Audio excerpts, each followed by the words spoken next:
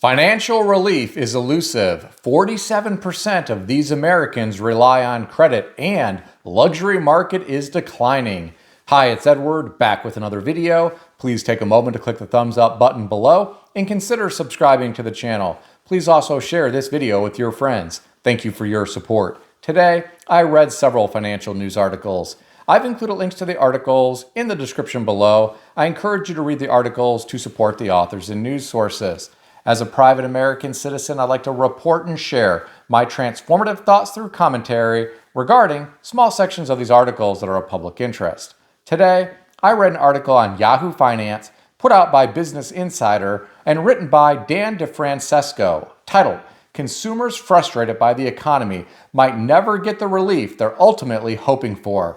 The author of this article referenced Emily Stewart from Business Insider, who said, "A trapped-in-place economy is in full swing. Bad buying conditions coupled with everyday high prices means consumers can't make any major life changes."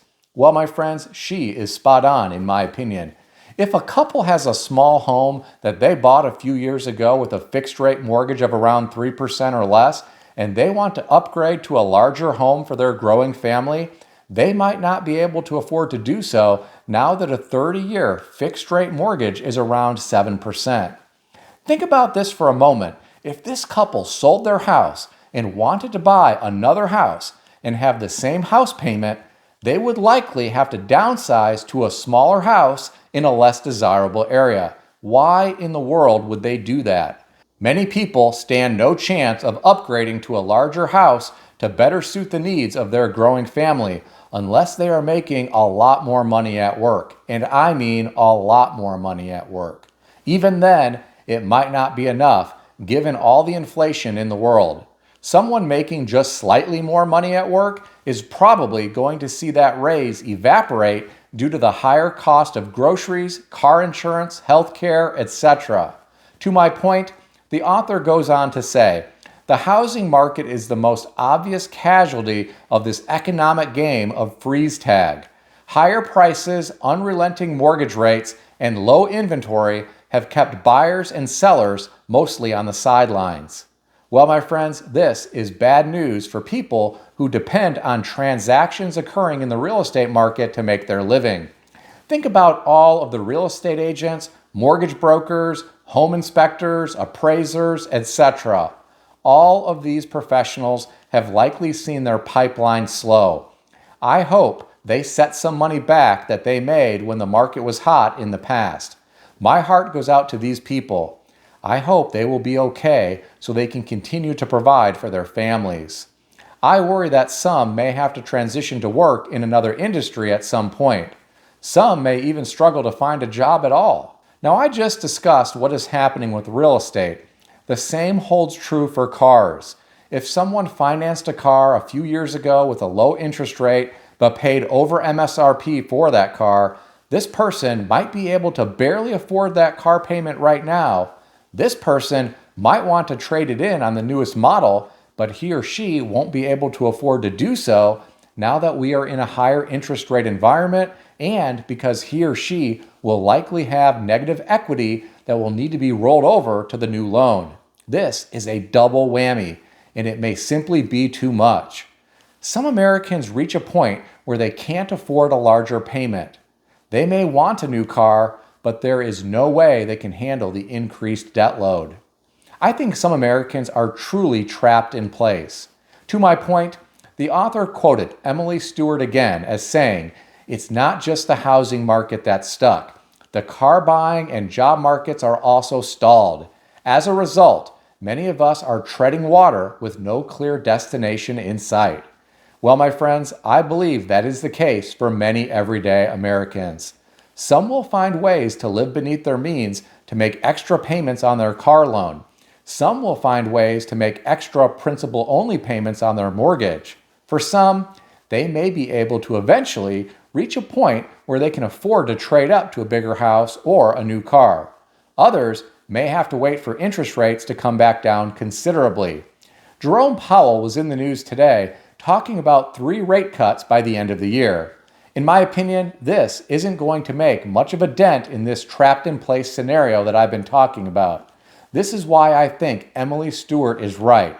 Many people are trapped in place in this economy. What do you think about all this? Share your thoughts in the comment section below. Some Americans aren't just trapped in place. Many are struggling just to stay in place. I read an article today on foxbusiness.com written by Jeffrey Clark titled, "Credit Scores Fall for the First Time in a Decade as Americans Struggle to Save. Keep Up with Payments." The author references a recent report from FICO that revealed credit scores have fallen for the first time in a decade as consumers struggle to make payments on time and save money. Well, my friends, these people may be lucky to be trapped in place. Some may face foreclosure and have to move to a new place if they can't keep it together financially. I really hope that does not happen. I want the best for everyone. Life can get more difficult if your credit score drops dramatically. For example, some states allow insurance companies to charge more if you have bad credit or even allow them to cancel an insurance policy altogether. States such as California, Hawaii, and Massachusetts don't allow this. The author of this article went on to reference Ethan Dornhelm, FICO's president, who talked about credit scores falling. He said, "It's a notable milestone. This is the first time in well over a decade that the score went down." He went on to say, "Another likely driver is that savings rates have trended back down to zero, and those savings cushions that many consumers had have disappeared." Well, my friends, it is scary to think about all of the everyday Americans whose savings cushions have trended back to zero. In my opinion, that is a dangerous position to be in. With how expensive everything in life is these days, people really should have money on hand to deal with emergencies. I worry about where we go from here. If savings are at zero, what is going to happen when some Americans do encounter unexpected financial problems? Perhaps we will start hearing about more foreclosures or vehicle repossessions in the future. To my point, I'll share a quote included in this article. "Given that the FICO score is a lagging, not leading economic indicator, this suggests that the effects of high interest rates and persistent inflation may be starting to weigh on consumers, especially those already struggling to manage their finances." Well, my friends, this may very well be what is happening. In my opinion, I think we really need to consider this as a strong possibility. I'm going to share with you the scariest thing that I read in this article. The author referenced a study by Assurance IQ of 5,000 Americans, the majority of whom earn more than $75,000 per year. The study revealed the most common way Americans covered their bills when they were short on funds was to borrow money or turn to credit cards. Apparently, this was the case for 41% of respondents.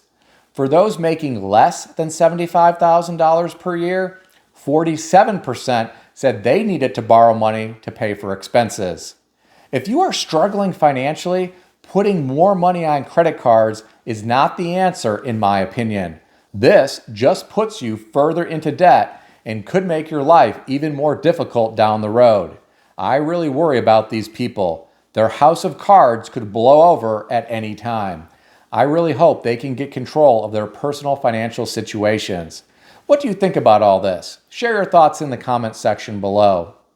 With a decent percentage of people struggling financially and depending on credit to deal with expenses, they probably won't be out shopping for as many expensive luxury goods. I read an article on CNN Business written by Hannah Ziadi titled, "Luxury Stocks Slump as Gucci Sales Slide." According to the author, luxury stocks tumbled in Europe Wednesday after a profit warning from the owner of Gucci laid bare a sharp downturn in demand for high-end goods, especially in China. Shares of Kering plunged as much as 15% in Paris, and brands such as Louis Vuitton and Tiffany & Company were more than 3% lower at one point. Well, my friends, it sounds as though it is not just Americans who are struggling financially.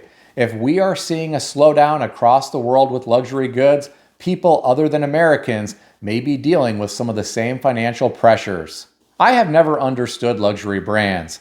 I know some luxury brands use the finest materials, and the craftsmanship is supposed to be superior to other brands. But some people just pay a lot of money for certain items because of the name. They want to flex to their friends or flex in public to people they don't even know. I think this can just make you a target.